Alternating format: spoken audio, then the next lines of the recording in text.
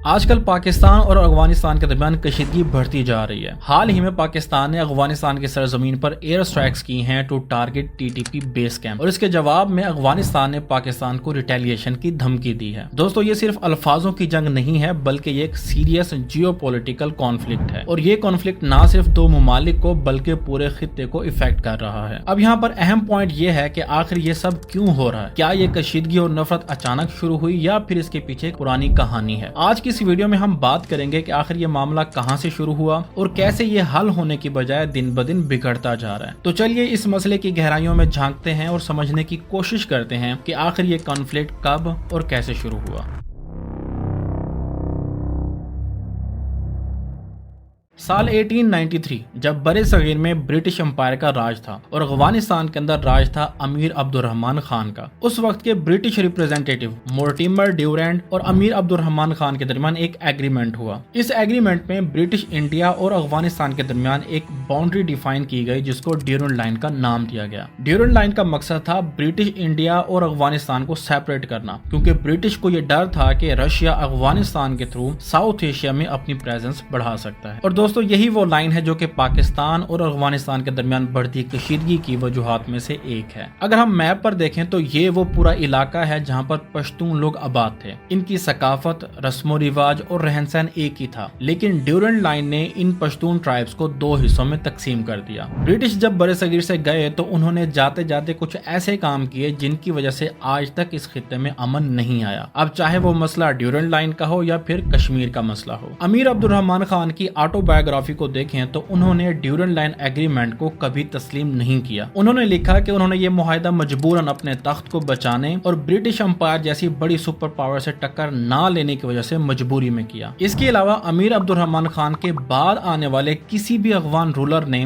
Durand line کو accept نہیں کیا۔ وقت گزرتا گیا اور 1947 میں پاکستان کو برٹش امپائر سے آزادی ملی۔ آزادی کے بعد افغانستان پہلا اور اکیلا ملک تھا جس نے پاکستان کو ماننے سے انکار کر دیا۔ یہ انکار صرف ایک ڈپلومیٹک ریجیکشن نہیں تھی بلکہ اس کے پیچھے ڈیپ روٹڈ سینٹیمنٹ تھا۔ افغانستان کی لیڈرشپ کا یہ ماننا تھا کہ پاکستان میں رہنے والے پختون ٹرائبز کا کلچرل اور ریلیجیس کنیکشن پاکستان کی بجائے افغانستان سے زیادہ ہے۔ افغانستان یہ چاہتا تھا کہ یا تو پختون ٹرائبز کو ایک الگ سٹیٹ بنایا جائے یا پھر پاکستانی سائیڈ کا پختون ایریا افغانستان میں مرج کر دیا جائے۔ اسی نظریے کے تحت 1950 میں پاکستان کے اندر شروع ہونے والی پختون موومنٹ کو افغانستان نے اوپنلی سپورٹ کیا۔ ایون افغانستان نے پختونستان کی کرنسی اور جھنڈا تک متعارف کروا دی ہے۔ بات کریں اس موومنٹ کے ایجنڈے کی تو وہ یہ تھا کہ پاکستان اور افغانستان میں موجود تمام پشتون ایریاز کو ملا کر ایک نیو سٹیٹ بنائی جائے، مگر افغانستان کا اصل مقصد یہ تھا کہ پاکستانی سائیڈ کے پختون ایریاز کو افغانستان میں مرج کر دیا جائے۔ اس کے علاوہ بات کریں انٹرنیشنل فورمز کی تو 1947 کے بعد افغانستان وہ اکیلا ملک تھا جس نے یونائٹڈ نیشن کا حصہ بننے کے لیے پاکستان کے خلاف ووٹ کیا۔ 1950 کے بعد افغانستان نے پختون ٹرائبز کے لوگوں میں پاکستان مخالف سینٹیمنٹس کو بڑھاوا دیا، اور اسی افغان انفلوئنس کی وجہ سے ٹرائبل لیڈرز نے پاکستان کی گورنمنٹ کے ساتھ کوآپریٹ کرنا بند کر دیا۔ 1950 اور 1960 کے درمیان پاک افغان بارڈرز پر کئی چھوٹے چھوٹے کلیشز ہوئے جسے پاکستان کی ملٹری نے بہت اچھے سے مینج کیا۔ 1960 کے بعد افغانستان کے پریزیڈنٹ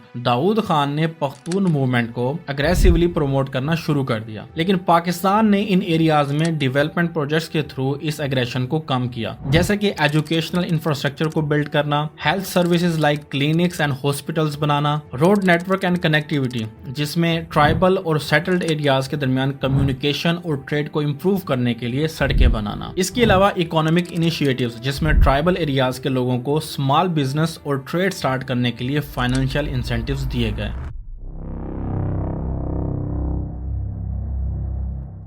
1970 کے آخر تک افغانستان کے اندر پولیٹیکل انسٹیبلٹی اور سیول وار بڑھنے لگی، جس کی وجہ سے پختونستان موومنٹ کا انفلوئنس اور بھی کم ہو گیا۔ اس کے بعد 1979 میں سوویت نے افغانستان میں انویژن کر دی، اور اس انویژن کے خلاف پاکستان نے افغانستان کا ساتھ دیا۔ لیکن دوستو، یہاں پر ایک سوال ہے، افغانستان جس نے پاکستان کو ماننے سے ہی انکار کر دیا، یونائٹڈ نیشن میں پاکستان کے خلاف ووٹ دیا اور پاکستان کے اندر پختون موومنٹ کو سپورٹ کیا، ان تمام چیزوں کے باوجود آخر کیوں پاکستان نے نے افغانستان کو سوویت انویژن کے خلاف سپورٹ کیا۔ اس کی پہلی وجہ ہے to protect security and sovereignty of Pakistan. Pakistan کو ڈر تھا کہ اگر سوویت افغانستان کو اپنی ایک سیٹلائٹ اسٹیٹ بنانے میں کامیاب ہو گیا تو اس کا اگلا ٹارگٹ ہوگا پاکستان، کیونکہ پاکستان کی سوچ یہ تھی کہ رشیا گوادر پورٹ تک اپنی ایکسیس کے لیے پاکستان میں انویژن کر سکتا ہے۔ پاکستان کے لیے افغانستان کا ایک نیوٹرل یا ایک دوست اسٹیٹ ہونا ضروری تھا تاکہ کل کو اگر انڈیا کے ساتھ کنفلکٹ ہو تو افغانستان کو سیف زون کے طور پر استعمال کیا جا سکے۔ دوسری طرف انڈیا اور سوویت کے درمیان ایک اسٹریٹجک پارٹنرشپ تھی، تو یہاں پر پاکستان کو یہ ڈر تھا کہ اگر افغانستان سوویت انفلوئنس میں چلا گیا تو پاکستان کو انڈیا اور افغانستان کے بیچ ٹو فرنٹ وار کا رسک فیس کرنا پڑ سکتا ہے۔ اس کے علاوہ پاکستان کو یہ بھی ڈر تھا کہ اگر افغانستان سوویت کا الائے بنتا ہے تو کشمیر کے معاملے میں انڈیا کو سپورٹ ملے گی۔ نمبر 2،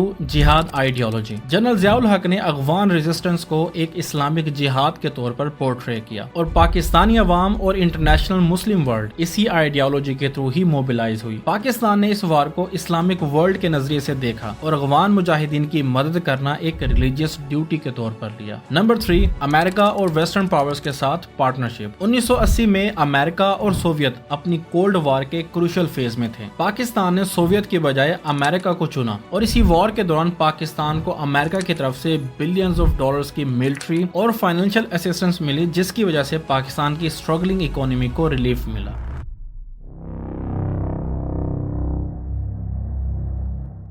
اب سوال یہ ہے کہ پاکستان کی سپورٹ کے باوجود افغانستان سے ہمارے تعلقات بہتر کیوں نہیں ہو پائے؟ دیکھیں، سوویت افغان وار میں پاکستان اور افغانستان کے درمیان جو ٹائز بنے وہ وار ختم ہونے کے بعد اور بھی زیادہ کمپلیکس ہو گئے۔ افغان مجاہدین گروپس جو کہ سوویت کے خلاف کھڑے ہوئے تھے، پاکستان نے انہیں سپورٹ کیا، لیکن سوویت کے جانے کے بعد یہ گروپس پاور کے لیے آپس میں لڑنے لگے اور افغانستان کے اندر سول وار شروع ہو گئی۔ اور اسی سول وار کے دوران طالبان کا عروج ہوا اور پاکستان نے مجاہدین کو چھوڑ کر طالبان کو سپورٹ کرنا شروع کر دیا۔ پاکستان نے طالبان کو ملٹری اینڈ فائنینشیل سپورٹ دی تاکہ وہ افغانستان میں اپنی گورنمنٹ کو اسٹیبلش کر سکیں۔ پاکستان کی سوچ یہ تھی کہ Taliban lead government Pakistan friendly ہوگی، جس کے تھرو پاکستان انڈیا کا انفلوئنس افغانستان میں کاؤنٹر کر پائے گا۔ 1996 میں طالبان نے اپنی حکومت بنائی اور صرف 3 ممالک نے طالبان کو ریکگنائز کیا، جس میں پاکستان، UAE اور سعودی عرب شامل ہیں۔ پاکستان کے طالبان کو سپورٹ کرنے کے باوجود بھی پاک افغان تعلقات بہتر نہ ہو سکے اور اس کی وجہ تھی 9/11۔ القاعدہ کے امیر اسامہ بن لادن نے امریکہ کے 4 ایئر پلینز کو سوسائڈ اٹیک کے لیے ہائی جیک کیا۔ اس اٹیک میں 3000 سے زیادہ لوگ مارے گئے، جن کا 90+ کنٹریز سے تعلق تھا۔ 9/11 کے بعد اسامہ بن لادن نے افغانستان میں پناہ لی اور جب امریکہ نے طالبان سے اسامہ بن لادن کو ان کے حوالے کرنے کا کہا تو طالبان نے انکار کر دیا۔ اس انکار کے بعد امریکہ نے افغانستان کے اندر انویژن کر دی اور وار آن ٹیرر کا آغاز کیا۔ اور بات کریں پاکستان کی تو پاکستان اس آپریشن میں امریکہ کے ساتھ کھڑا ہوا۔ پاکستان نے نیٹو کو اپنے بیسز پرووائڈ کیے اور افغانستان میں القاعدہ اور طالبان کے خلاف آپریشنز میں مدد کی۔ امریکہ نے 1 سال کے اندر ہی طالبان کی حکومت کو گرا دیا اور طالبان افغانستان کے رورل ایریاز میں چھپ گئے۔ اس کے علاوہ کچھ طالبان نے پاکستان کے ٹرائبل ایریاز میں پناہ لی۔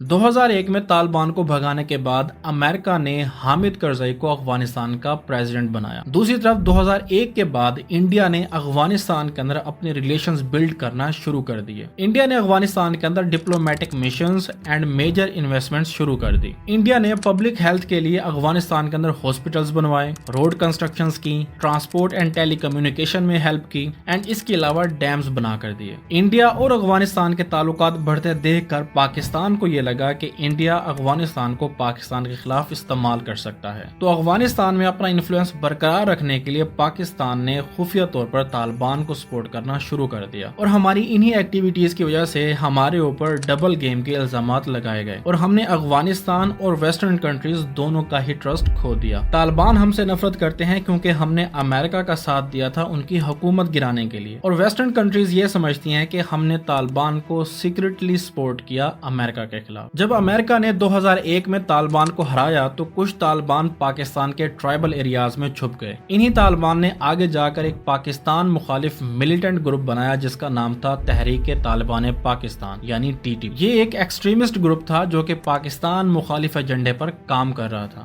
10 اکتوبر 2009 میں GHQ پر TTP نے حملہ کیا۔ اس حملے کے اندر 3 سویلینز اور 11 آرمی کے نوجوان شہید ہوئے۔ 16 دسمبر 2014 میں آرمی پبلک اسکول پر اٹیک کیا گیا۔ اس اٹیک کے اندر 132 معصوم بچے شہید ہوئے اور اس اٹیک نے پورے پاکستان کو ہلا کر رکھ دیا۔ اس کے علاوہ 20 جنوری 2016 میں باچا خان یونیورسٹی پر اٹیک ہوا جس کے اندر 22 لوگ شہید ہوئے۔ 2007 سے 2016 کے درمیان ٹوٹل 70,000 پاکستانی سویلینز اور ملٹری پرسنز TTP کے حملوں میں شہید ہوئے۔ جانی نقصان کے ساتھ ساتھ TTP کے حملوں کی وجہ سے پاکستان کی اکانومی کو بلینز آف ڈالرز کا نقصان ہوا۔ پاکستان کے اندر فورن انویسٹمنٹ اور ٹورزم بالکل زیرو ہو گئی۔ جب 2021 میں افغانستان کے اندر طالبان کی حکومت آئی تو پاکستان نے یہ سوچا کہ افغان طالبان TTP کے خلاف ایکشن لیں گے، لیکن دوستو یہاں پر معاملات پاکستان کے لیے الٹے پڑ گئے۔ طالبان کی افغانستان میں واپسی کے بعد پاکستان کے اندر TTP کے اٹیکس میں اضافہ ہوا۔ حقیقت یہ ہے کہ افغان طالبان اور TTP ایک لمبے عرصے سے مل کر کام کر رہے ہیں۔ نومبر 2022 میں لکی مروت میں پولیس وین کے اوپر حملہ ہوا جس میں 6 پولیس اہلکار شہید ہوئے۔ جنوری 2023 میں پشاور پولیس لائن کی مسجد میں اٹیک ہوا جس کے اندر 86 لوگ شہید ہوئے۔ افغانستان میں طالبان کی حکومت آنے کے بعد